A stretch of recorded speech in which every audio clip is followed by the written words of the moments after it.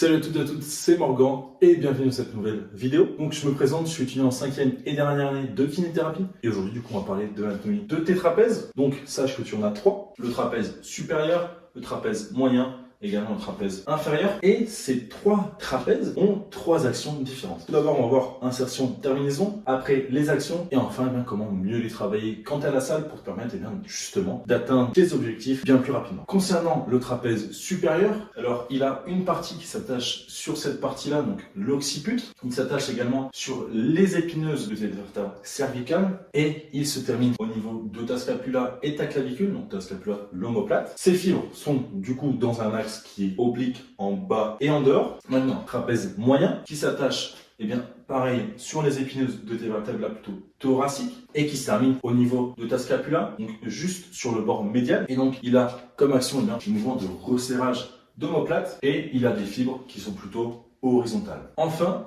le troisième et dernier trapèze, le trapèze inférieur qui lui s'attache sur les dernières vertèbres thoracique et qui se termine du coup sur la partie supérieure de ton omoplate. Lui, il a plutôt des fibres dans un axe oblique en haut et en dehors. Concernant l'action de tes muscles maintenant, pour repasser au trapèze supérieur, tu es d'accord avec moi qu'il aura un rôle d'ossement d'épaule et il a également un rôle dans l'extension, également rotation et inclinaison de ta tête. Enfin, en deuxième, ton trapèze moyen, on en a parlé juste avant, il permet ce mouvement de resserrage d'omoplate. Et enfin, ton trapèze inférieur permet ce qu'on appelle une sonnette latérale. Donc lorsque ces deux points se rapprochent, ce point-là se décale vers la latéralité. Donc c'est pour ça qu'on appelle ça une sonnette latérale. Maintenant, pour mieux les travailler, le mouvement le plus typique concernant le trapèze supérieur, c'est le mouvement de Schrög. Sauf que ce mouvement peut causer pas mal de stress sur tes cervicales et c'est pas forcément la meilleure manière de les travailler. Tout simplement parce que de 1, ça cause du stress sur tes cervicales, on vient tout juste de le dire, et de 2, parce que ce n'est pas du tout dans l'axe de tes fibres. Et donc, lors de ce mouvement-là, certes, tu vas un peu en antérieur, mais tu as surtout un mouvement qui est vertical. Sauf que nous, ce qu'on veut, c'est un mouvement qui est du coup oblique dans ce sens-là. Et pour cela,